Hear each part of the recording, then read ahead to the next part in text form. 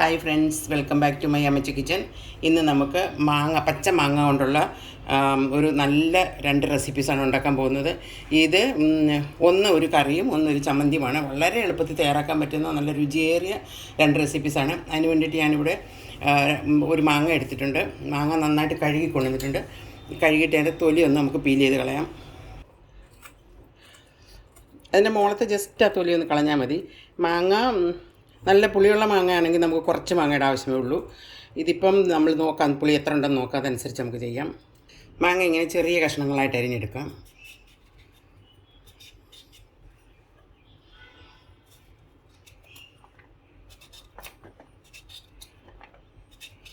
ഈ ഒരു രീതിയിൽ അരിഞ്ഞെടുത്താൽ മതി. ഞാൻ ഈ മാങ്ങ കൊണ്ട് 2 റെസിപ്പിയാണ് ഉണ്ടാക്കാൻ പോകുന്നത്. അതിന് വേണ്ടിയിട്ട് ഒത്തിരി മാങ്ങയുണ്ട്. അതുകൊണ്ട് നമുക്ക് ഇതിൽ നിന്ന് കുറച്ചെടുത്ത് ഒരു കറിക്കുള്ള മാങ്ങ നമുക്കൊരു പാത്രത്തിലേക്ക് ഇട്ട് കൊടുക്കാം. അതിനകത്ത് അല്പം ഉപ്പും കൂടെ ചേർത്ത് മിക്സ് ചെയ്ത് വെക്കാം. കാരണം മാങ്ങയിലൊക്കെ നല്ലപോലെ ഒന്ന് ഉപ്പും കൂടെ ചേർത്ത് മിക്സ് ചെയ്ത് അടച്ച് വയ്ക്കാം.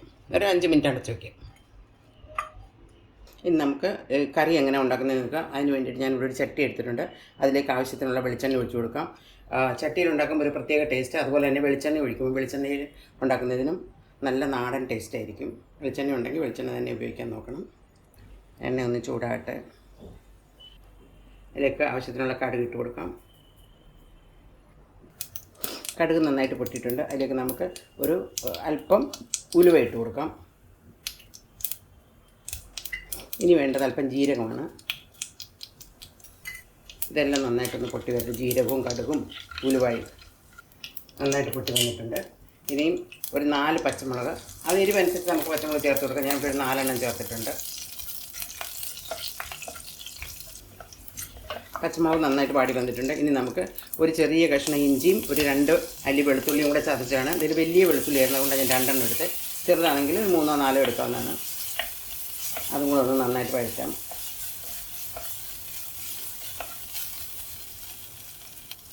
ഇഞ്ചിയും പച്ചമുളകും വെളുത്തുള്ളിയും എല്ലാം നന്നായിട്ട് വഴന്ന് വന്നിട്ടുണ്ട്. പച്ചമുളകൊക്കെ മാറിയിട്ടുണ്ട്. ഇനി നമുക്ക് വേണ്ടത് 2 വത്തൽമുളകാണ്.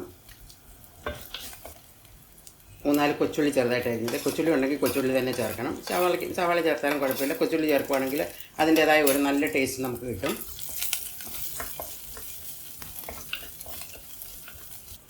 ഇനി ആവശ്യത്തിന് കറിവേപ്പില എല്ലാം കൂടെ നന്നായിട്ടൊന്ന് വഴന്നൊരു ഗോൾഡൻ ബ്രൗൺ ആവുന്നവരെ നമുക്ക് ഉള്ളിയൊക്കെ ഒന്ന് നന്നായിട്ട് ഗോൾഡൻ ബ്രൗൺ ആവുന്നവരെ ഒന്ന് ഇളക്കി കൊടുക്കാം.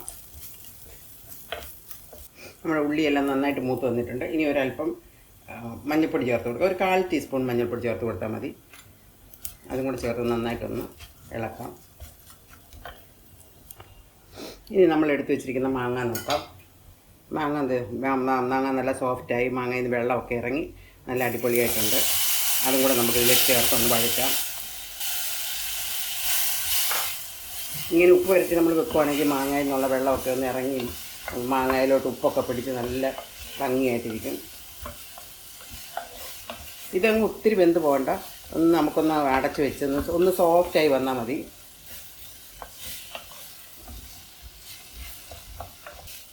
ഒന്ന് അടച്ച് വയ്ക്കാം. എന്നിട്ട് ഇടയ്ക്കിടയ്ക്ക് ഒന്ന് ഇളക്കി കൊടുക്കണം. ഒരു 5 to 8 സെക്കൻഡൊക്കെ മതി ഇത് വെന്ത് വരാനായിട്ട്. നമ്മുടെ മാങ്ങയൊന്ന് നോക്കാം. നല്ല പാകത്തിനായിട്ടുണ്ട്. ഇത് ഇങ്ങനെ ഒന്ന് സോഫ്റ്റായി വന്നാൽ മതി. ഒത്തിരി വെന്തുടഞ്ഞ് പോകേണ്ട, നല്ല സോഫ്റ്റ് ആയിട്ടുണ്ട് ഇപ്പം. ഇനി ഇത് നമുക്കൊന്ന് ഓഫ് ചെയ്ത് മാറ്റി വെക്കാം. ഇനി നമുക്ക് വേണ്ടത് തൈരാണ്. നമ്മൾ ഈ കറിക്ക് തേങ്ങ അരച്ച് ചേർക്കുന്നില്ല, തൈരാണ് ചേർക്കുന്നത്. തൈര് നന്നായിട്ട് ഉടച്ച് മോരാക്കി അതിനകത്ത് ആവശ്യത്തിനുള്ള ഉപ്പും കൂടെ ചേർക്കണം. നമ്മൾ മാങ്ങയ്ക്ക് ആവശ്യത്തിനുള്ള ഉപ്പ് ഇട്ടിട്ടുണ്ട്, എന്നാലും ഇത് മോരിന് വേണ്ട ആവശ്യമുള്ള ഉപ്പും കൂടെ ചേർത്ത് കൊടുത്ത് നന്നായിട്ട് ഇളക്കാം.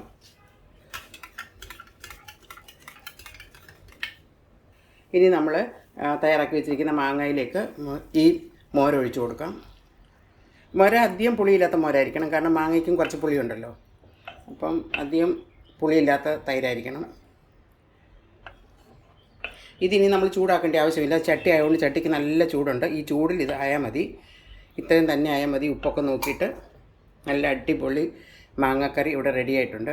എല്ലാവരും ഇതുപോലെ ഒന്ന് ഉണ്ടാക്കി നോക്കണം. വളരെ എളുപ്പത്തിൽ തയ്യാറാക്കാൻ പറ്റിയ ഒരു അടിപൊളി കറിയാണ് ഇത്. ഇപ്പം മാങ്ങയൊക്കെ ഇഷ്ടംപോലെ കിട്ടുന്നുണ്ട്. എല്ലാവരും ഇങ്ങനെ ഒന്ന് ഉണ്ടാക്കി നോക്കണം. ഇനി നമുക്ക് അടുത്ത റെസിപ്പി ചമ്മന്തി നോക്കാം.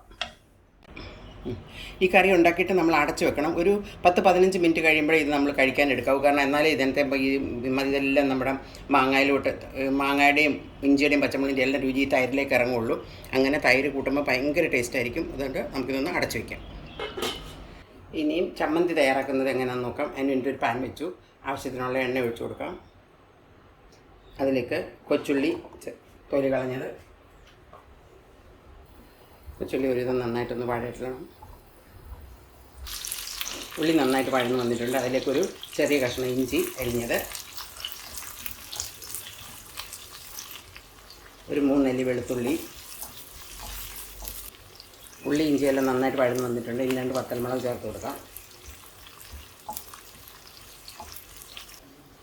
ഇനി ഞാനിവിടെ കുറച്ച് കാന്താരിമുളകാണ് ചേർക്കുന്നത്. അവിടെ കാന്താരിമുളക് ഇല്ലെങ്കിൽ പച്ചമുളക് മതി. പച്ചമുളക് ഒരു 2-3 പച്ചമുളക്. ഇവിടെ ഞാനൊരു 5-8 കാന്താരിമുളക് ചേർത്തിട്ടുണ്ട്. ആവശ്യത്തിന് കറിവേപ്പില. അതും കൂടെ വഴന്നിട്ട് നമ്മൾ എടുത്തു വെച്ചിരിക്കുന്ന മാങ്ങ ഇതിലേക്ക് ചേർത്ത് കൊടുക്കാം. മാങ്ങയും കൂടെ ഒന്ന് വഴന്ന് വരട്ടെ. മാങ്ങ ഒത്തിരി അങ്ങ് ആക്കണ്ട, ഒരല്പം നേരം ഒന്നായാൽ മതി.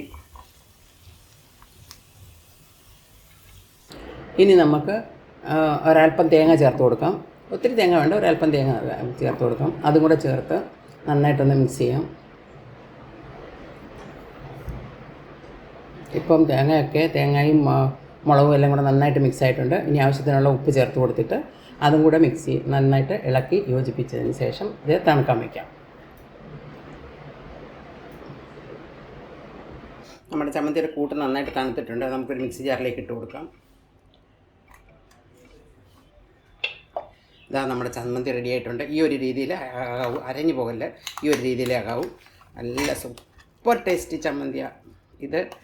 എല്ലാവരും ഇങ്ങനെ ഒന്ന് അരച്ച് നോക്കണം. ഇല്ലെങ്കിൽ തീർച്ചയായിട്ടും നല്ല ഒരു റെസിപ്പി നിങ്ങൾക്ക് മിസ്സാകും. നല്ല സൂപ്പർ ടേസ്റ്റാണ്. എല്ലാവരും ഇതുപോലെ ഒന്ന് ഉണ്ടാക്കി നോക്കണം. ഈ ഒരു ചമ്മന്തി മാത്രം മതി നമുക്ക് ചോറുണ്ണാൻ. എല്ലാവരും ഇതുപോലെ ഒന്ന് ചെയ്ത് നോക്കണം.